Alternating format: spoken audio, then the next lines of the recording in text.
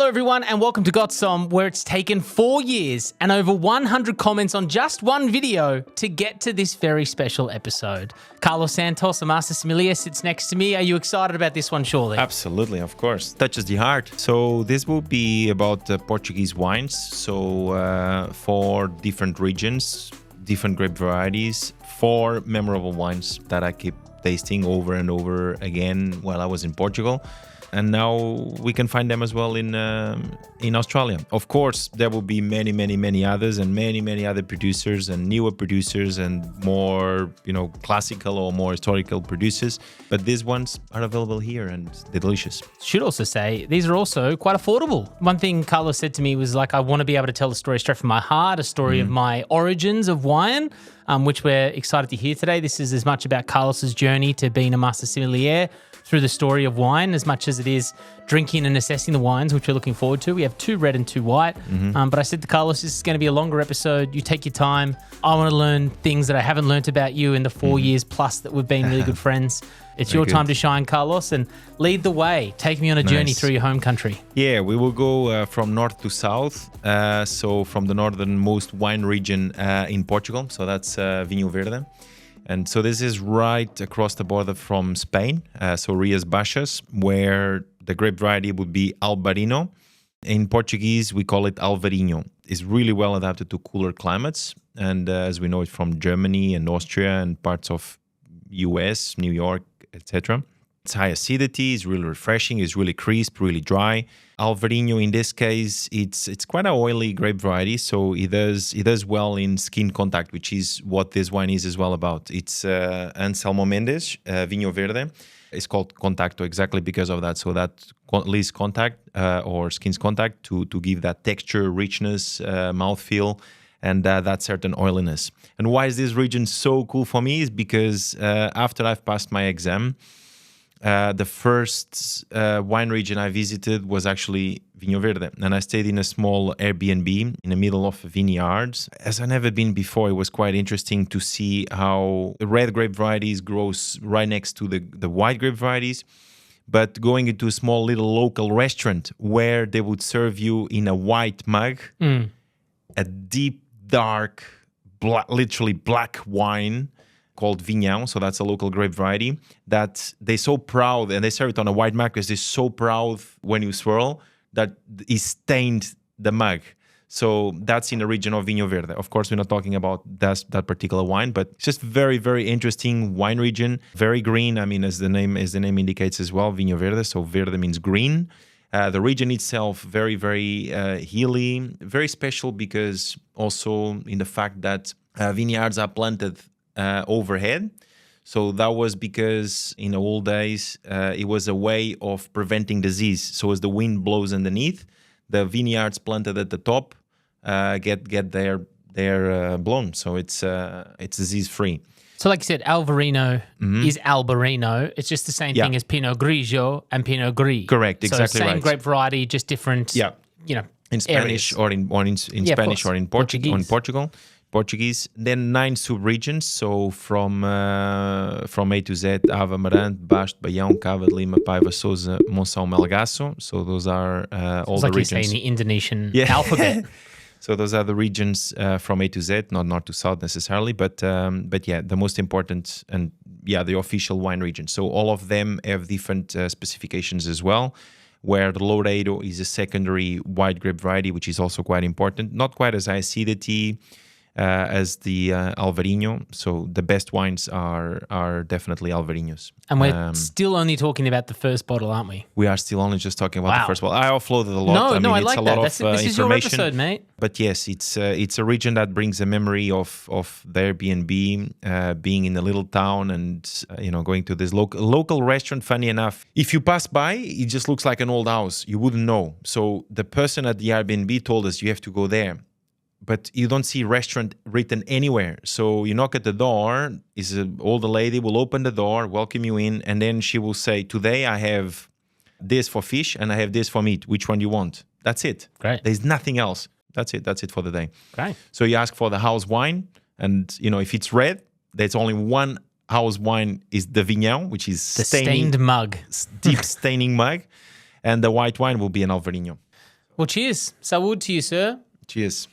Drinking out of a beautiful performance RIEDEL glass for those who will inevitably ask. Really nice nose. You see that oiliness, that texture, richness. Ooh. Almost a little tropical. Yeah, tropical's a great term. A little pineapple. Feels quite warming. And on the palate, you still get that sort of tropical sense through to there as well. Really interesting that you did bring up that oiliness. The body feel is quite, in the same way when you taste Riesling, you immediately get that high acidity, which is here, yeah. but it's not as sharp. The one thing that it has over Riesling is that oiliness texture across the mouthfeel. A really interesting wine, Carlos. Grapefruit. Yeah, citric fruit. Citric, lemony. For me, it's a little bit more grapefruit. Definitely high acidity. Almost a little saltiness to it as well. Like some salinity towards the end. Really refreshing. I mean, now you imagine this with oysters, with on a seafood platter, with a lighter white fish. It could work well with a fat fish, salmon or trout or something like this. But I think with salmon, probably you want something a little richer. I think the next Portuguese white. But this one definitely like seafood platters, oysters, cheese will work really, really well. The wine that I can compare this to, hopefully some of our listeners at home can as well, is that Rías Baixas Spanish Alvarinho that we had on the podcast. And very different wines. Obviously same grape varietal, but do you know how you talked about that sort of salinity, that saltiness that I do get here? It's not as expressive on that minerality as I got from the Spanish version. Yeah. Which, is that because of, coastal influence? Is this Rías Baixas closest to the ocean versus where we are in Portugal? No, they both fairly. I mean, depends where we are in the region, whether we are closer to the coast, whether we are a little bit more inland. But I think it's more to do with the style, with the producer. Some prefer to pick a little later, some prefer to pick a little earlier. Typically, Vinho Verde, it's also the name traditionally comes from the fact that the grapes are picked slightly earlier. To preserve acidity, to really give them really that sense of freshness and high acidity. And in the old school or older style producers, you probably will still see a lot of dissolved carbon dioxide because the grapes were still fermented so green. So the wines have that slight fizzy sensation. We're doing something quite, not blasphemous, but something we've never done on the podcast, I don't think before, unless someone can tell us in the comments who's watched all our eps. But we're going from white to red to white to red, when usually you would do all the white varietals first, then the red varietals. What are we doing? So it's because we're going north to south. So from the northernmost wine region to one of the southernmost wine regions. So instead of tasting first the whites and then the reds, we will go north to south. So we are professional drinkers now. Well, I thought you were going to say tasters. I was going to say, well, I'm a professional drinkers. drinker. We already moved the stage of the tasters. Yeah. So we are professional now. We've been doing this for 4 years in the podcast. So I think we can handle swapping from white to red and white to red. We can, sir. Yeah, perfect. All right. Well, take us on the journey from north to south. We've gone from the tip of Portugal at the top. Where are we headed now? So we headed now to Douro Valley. That's the port wine region. Okay, so north central of Portugal, almost halfway between the Portuguese coast, Porto, to the Spanish border. So River Douro, that starts in Spain, crosses all the northern part of region and ends in Porto. This is honestly, for me, one of the most, or certainly the most beautiful wine region I've ever been. Certainly one of the most beautiful wine regions in the world, really, by many. Wow. So it's super, super hilly, mountain after mountain. And imagine you are all green. All you hear is the birds. There's no cars passing by. Occasionally there's one, of course. But it's so tucked into these mountain ranges, super, super high. If you're on the top of one of the vineyards and you look down the valley, you see the river crossing mountain after mountain. And then you sit there, have a glass of wine with a winemaker or, with a partner if you bring a bottle of wine and stop the car in the corner. And as far as you can see, it's vineyards and valley after valley, and then the sunset on the other side is really, really magnificent. Well, we should say, for those who are just listening to this on the podcast, follow us on Instagram at Gotsomme, GOTSOMME. We will be putting up photos, beautiful photos of the Douro Valley. Or if you're watching this on YouTube, you've already seen it. So there you go. We've kind of shown off the visual aspect. If you are a podcast listener. Yeah, for someone that has not come across of the Douro Valley as one of the most beautiful, if not the most beautiful wine region in the world, they have not seen enough. All right, I think about wine. Settle down, mate. No, You're going to be seriously. lifting up this table with no chair legs. All right. Let's. What kind of wine have we got out of the Douro Valley? So this is a wine region that typically will produce field blends. Traditionally back in the days, and this producer actually still has one vineyard that is fully not planted because they just grown the bush vines that just grow naturally from the floor, and obviously there's probably about 70 different types of grape varieties, so all blended in. That's a very special vineyard, very, very old vines, but this one, it's made with the most typical Portuguese grape varieties. So Touriga Nacional, Tinta Roriz, and a couple of others less important. But yeah, Touriga Nacional, Tinta Roriz being the most important. And certainly some of the most iconic Portuguese varietals. Tinta Roriz, we've spoken about it a few times before when we've touched on Tempranillo. So Tinta Roriz in the Douro Valley, Aragonês in Alentejo, and Tempranillo in Spain. So same grape variety. Finally, one I recognised. Quinta do Crasto is a beautiful place as well. So this brings a absolutely stunning memory from the 10th anniversary of the Douro Boys.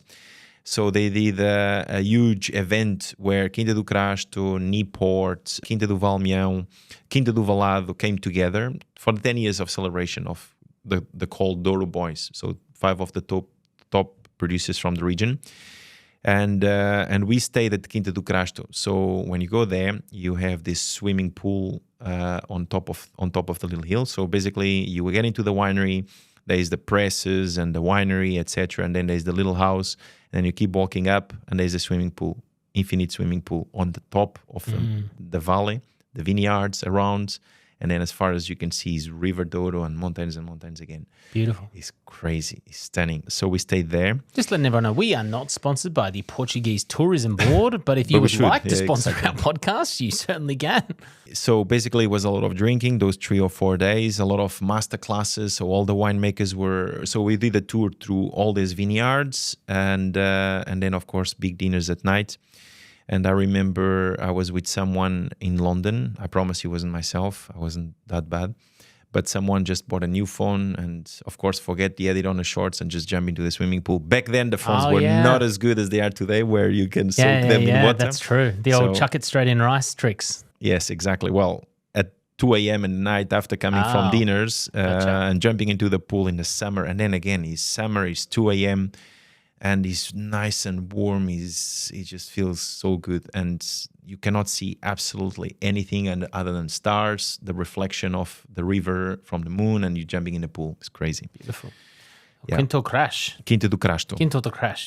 Beautiful, mate. Definitely a place to visit, but talk about this wine specifically that you chose. So Quinta do Crasto, and specifically this wine, it's like quite rich, quite warm, quite full-bodied, a lot of black fruit aromas, a little bit of that violet, which is very, very characteristic from these wines. Producers locally say that they have 3 months of winter and 9 months of hell. Because obviously when it's winter, there's not much then, but it's still winter, it's still cold and freezing. And when the rest of the time, the vineyards are so hilly, everything is so steep. And then, of course, there are different types of planting, whether it's Patamars or Vinhos ao Alto, etc. So the 3 months is when they're resting? Resting, yeah. Gotcha, but not going up and down the steep slopes during the day. Correct, exactly right. I thought it was going to be weather-based, but no, you're talking about just working conditions. Working conditions, right. Yeah. Weather, etc. Because the 9 months, obviously pruning, obviously going up and down, cleaning the vineyards, harvesting, all of that. It's quite special how these wines are still so affordable. I mean, if you compare... and I will throw Bordeaux, where so many wines are machine harvested, and they demand triple the price of these wines. In the Douro Valley, the vineyards are much smaller production, and everything has to be done by hand. Imagine up and down the vineyards, harvesting with buckets on your back, grapes coming in. And obviously, this is traditionally, there are systems today, but imagine traditionally harvesters going up and down the valley with grapes at their back, harvesting grapes. Same they would have done hundreds of years before. I remember Ernie Lucen underrated. was saying just because same thing. Because of the pure steepness. Yeah. They've got some sort of technology which is kind of ropes to pull people up the hills, but we are talking about hand-picked grapes. That's right, hand-picked grapes, and that's how they do it. So the wines are so underrated. So you could compare it a little bit to a Bordeaux style, typically, but obviously with Portuguese varietals. Gotcha. So now further down the valley, so of course a sip of water, we go back to a white wine. So we go to Bairrada. Bairrada is one of my favorite wine regions in Portugal because I like the red wines from the region, which are typically made from Baga. So of course this is a white, but I like the wines made from Baga because it's quite resembling to an Nebbiolo. Quite high in tannins, can be quite austere, quite high acidity, and has a huge aging potential. But here we're talking about Bical as the main grape variety. Sometimes can have a little bit of Arinto. So that's the region. Arinto, which is one of the most important Portuguese white grape varieties, but in the region specifically Bical. So wines that, can resemble a little bit of a Chardonnay sometimes. Quite textural, quite rich, a little bit more fuller bodied, a little bit more of that melon, a little bit more a riper citrus fruit, touch of orange, touch of salinity as well, but nowhere near as obviously an Alvarinho. So a touch more, it's only 17 kilometers or so, between 13 and 17 kilometers from the ocean. So fairly close as well. Smells beautiful on the nose. Yeah. Once again, a bit of that tropical as well. A little bit of that tropical, but no ripe quite. Fruits. Yes, correct. While the Alvarinho was more tart fruits, perhaps a pineapple, acidic pineapple. Yeah. While here is rounder, is riper, and a little bit more wood spice as well. You pick a little bit more, like a touch of vanilla, touch of cinnamon. Wow. But you feel that richness, the warmth, even on those touch more melon. I've just assessed on the palate. So different between the two whites here, obviously, as you would hope to expect from two different grape styles. But God, yeah, I prefer this as a personal taste. The reason is, I guess, the oily texture of the first one, that higher acid. It wasn't rounded enough. Like it wasn't a balanced wine for me in some sort of ways, but wonderful and delicious and characteristic. Whereas this for me is just like, it's a 27-degree day. I'm going to open a bottle of wine that I know me and my partner are both going to enjoy a couple of glasses with of. Food. Oh, with yeah, food. yeah, yeah. You have this with food. Like there were, funny enough, the reason why I forgot to tell the story. When I was in London, there was this this food and wine competition, and it was sponsored by Wines of Portugal.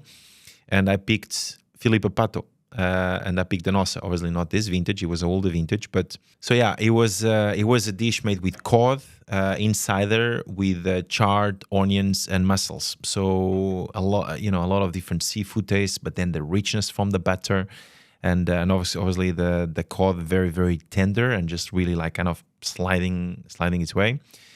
With this wine, it was magnificent. It was really, really good. It's a perfect food match. And you won the award? I did not win the competition. Well, then why are we matching that? But what was the winning dish? I should have won. I should have won. What was the winning dish? Because I should have won because the combination was perfect. I bet the I bet quail was what was chosen. Yeah, that's right. Duck or quail. Yeah, exactly. Okay, so there's that wine. A wonderful, beautiful white wine as well. One that I'm going to add to my list. Yeah, and a big shout to Filipe Pato, which is doing incredible things in the region. Very, very old vines. Filipe Pato. And female wine producer. He's a female wine producer. Yeah, I thought it was Philip. So my apologies, Filipa. Filipa, yeah, and the daughter of Luís Pato, and then her husband. She's William Routers, so really, really fun, really, really good people. Yeah, one of the most charismatic and one of the most passionate people in the region. Always developing, always trying new stuff, and yeah, making some of the best wines in the country for sure. Beautiful. In our final of our Portuguese wine flight tasting, I've decided to put this into the RIEDEL Hermitage Syrah glass. What have we got here, Carlos Santos? So here we got Herdade do Spurão. So this is one of the southernmost wine regions. There's only one further region south, which is Algarve. Not very, very popular for wines, but they exist. Alentejo, though, it's the biggest wine region. So a lot of different sub-regions. And again, a little bit more plain, a lot more plain, in fact, than any of the other regions. It's typically farmland, a lot of cork trees. That's where the cork trees come from. Black pigs and a lot of olive groves, etc. And then we get to Herdade do Spurão. So Herdade do Spurão, it's a very historical estate dating back to 1267. That's when the delimitation of the area was done. So you can imagine, back to 1267. I mean, in Australia, we are making wines for less than 200 years. Let's date back to 1267. So some will jump in there and say that Australia has some of the oldest vines in the world, Mr. Carlos Santos. Well, that's right. The oldest vines alive, but that doesn't mean that, and we don't have that type of wines in Portugal, like that old, or almost anywhere in Europe for sure. But it's just interesting this how... is your episode, mate. You spray your facts. You take your angles, of course. This is just interesting how vines have been planted for so long locally. In Europe in general. You think about France, Burgundy, how many centuries before? Centuries. I mean, Georgia, 8,000 years. So it's been there for a very, very long time. While Australia obviously is much, much more recent. Yeah, Herdade do Spurão brings a good memory as well, because every time I go to Portugal, I go there typically to see my very, very good friend António Roqueta, which was my boss sommelier at 11, my first Michelin star, and he had just came from London, and he was one of the reasons why probably I'm here today, because he was like pushing me out. He's like, well, you have to go to London, you have to work on Ramsey, etc. Tell us about this wine in particular. I've already tried it because I love wine, and while you were speaking made me want to take a sip. This is, can I say something really brash, rude, and insulting? No, not really that bad. Well, tell me. This tastes like an Australian Shiraz. It's it's in the same vein. It's funny you say that, because I was just going to say, so this is a very, very interesting story, because there was a young Australian man called David Beverstock that traveled to Portugal, was doing I'm not sure if he was studying there, or if he just went for work, if he just went for the harvest, or if he went for surfing, or if he went, but he fell in love with the region, he fell in love with the country. And in fact, he was the winemaker, I don't know, for probably about between 25 and 30 years. So that was David Beverstock, so an Australian man. So this is 2010, I believe it is, 2010. So yes, he was the winemaker. He is still, I don't think he's there anymore. This is 2010. This is 2010, so a little bit of a mature... I was going to say, the only thing is, it's an aged wine. Yeah, it's an aged wine. Do you taste that sort of beautiful complexity of letting it sit on itself for a while? Oh, 100%. We could decant this. We could have this with a nice steak, and you would be laughing. But yeah, David Beverstock, an Australian man in Portugal. There you go. And drinking his wine in his own country. I mean, I have no experience in wines outside of Australia, apart from, within limitations, of course, but not sort of that breadth of wine knowledge. But, if I was to blind taste this, I would call it a Shiraz, an aged Shiraz. So that's, that's my idiot way of doing it. But I wouldn't call it, I'd be like, I have to lock in that. But I know it's probably not that, but it's as close as I can get to it. Yeah. But a 2010 is an absolute treat, and you can taste it. And it could sit for longer. Yeah. It's gorgeous. It's a very flat region, and is actually one of the warmest wine region as well. Yes, they are slightly cooler parts in slightly higher altitude, but it's never too high. It's quite plain pretty much everywhere. In fact, this one, it's a Touriga Nacional, which is not the most typical grape variety for the region. Aragonese, Alicante Boucher typically are more, and between others, is more typical down south. Touriga Nacional is more down and Douro, but here is doing this fantastic wine. I mean, in fact, Herdade do Spurão is quite a huge state. I think it's the biggest of the four. and they do a lot of different testing vineyards. So, Semillon, they do a lot of Syrah, Shiraz, Elegant Boucher. They do everything. They have I don't know how many vines they would have planted, but a lot of them. So experiencing and see what works, what doesn't, different soil types, etc., etc., etc. So really, really fantastic. A personal connection? Personal connection. Well, Antonio Roquet, because he's now the general manager there. Oh, there you go. But also there was this one time that I went to visit him. We had lunch at the restaurant, and then we didn't have anything booked, but he said, well, you just go to Monserrate and there's the castle, and then you just rent an Airbnb in there. And I was like, I didn't know what to expect. I mean, Portugal is a small country, but there's always something else to discover. So we went there. We just stayed in this little local bed and breakfast in the castle, between the walls of the castle, and you come outside, and it's like you are on the Lion King movie, where the monkey is holding. Pride Rock. Yeah, the Pride Rock, and it felt like that because it was as far as you could see was land farm. You're on the little hill on the castle, and then as far as you could see was land farm, and the sunset on the other side was totally different from the Douro Valley, and just goes to explain how the regions are so different from the north to the south, where on the north is so much valley after valley, it's much more altitude and influence from the coast, etc. A little bit, winds, etc. Here you have flatland, a lot drier, a lot warmer, and typically wines are much bigger as well. Mate, I learned a little bit more about you, which is one of my favorite things to do.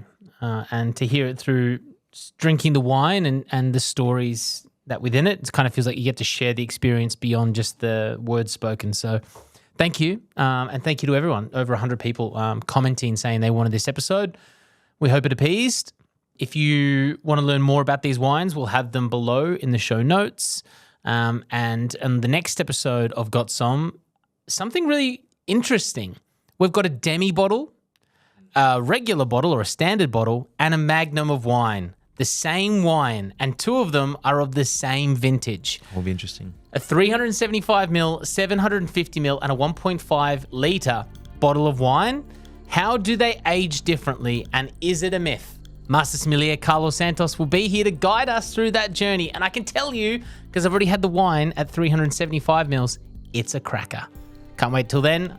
If you're not subscribed or following, please do. If you're not following us on Instagram or YouTube or TikTok, the links below are in the show notes. And a big thank you to our sponsor, Graze.com and RIEDEL. Till then.